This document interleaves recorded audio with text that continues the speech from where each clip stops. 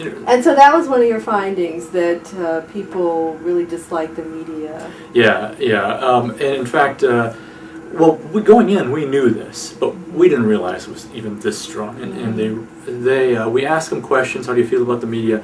And they score off the scale. They really dislike the media. They're highly educated people. Yeah, which I found was interesting. Highly educated, generally civically involved, generally of higher socioeconomic status. In the recent past, they have tended to be white, of particular demographic groups. So it is. It's not this young crowd. That's interesting. And I noticed too that I was thinking, because there are a lot of people in the blogosphere who consider themselves conservative. There have been a lot of cases where, for example, the Dan Rather case, I think it was led by conservatives. These were people who, really hated the mainstream media. Yeah. And so I wondered about that were there lots of people on the left, lots of people on the right, and you found something interesting there. Well, I actually have to refer to my notes about the political partisanship. They tended to be very strongly partisan.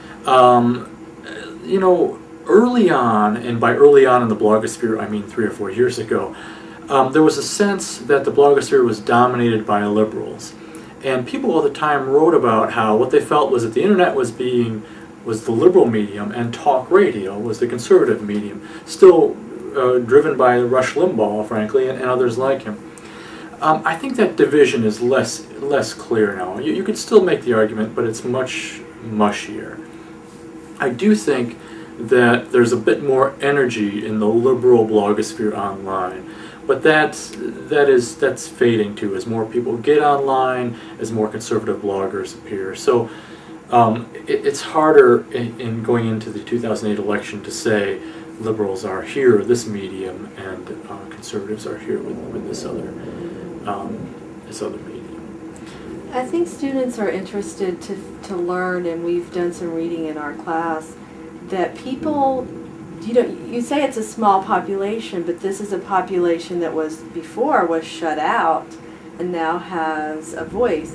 And people are making money and making careers. Yeah, a few are. Right. So the big blogs, the people who run the big blogs are able to make some money of it and make some money from it, make a career. Daily Kos is one. A couple other people from the liberal blogs. Matt Welch and Andrew Sullivan are some people that we're reading. And really the numbers are a handful, a couple dozen maybe making a living at it, others making some money. This points to something I think is kind of interesting. That is that if you look at the mainstream media, we have the networks, then we have the cable networks, then we have newspapers, and the audiences are heavily skewed. Now, even though that skew has changed, the networks still command huge audiences, and then newspapers command smaller audiences, etc.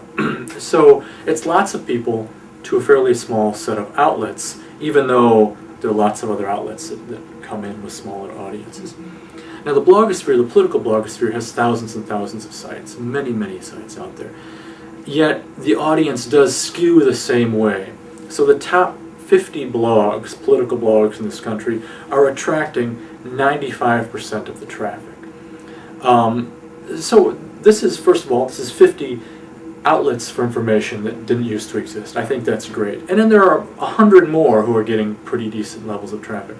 But we should not have the illusion that it's 10,000 blogs, all with significant audiences. That's not the case. It is still concentrated to that group. To throw in one other thing here, and that I think that your students are interested in and probably will refer to that haven't already, and that is there's a real power that these blogs have had through the mainstream media, and that is by, I think, chastening some reporters, frankly. I think some political reporters have had to get used to the fact that they will now be criticized very sharply and very publicly, and that's changed their jobs. And I think if you really question them and really push them, you'd find some would say they maybe backed off or they've changed their approach because of this criticism. So that's one thing. Sort of watchdog of the watchdog. That's right, and I think some of them would quite strongly argue they don't care for it and it's not a good thing. But that's an open question.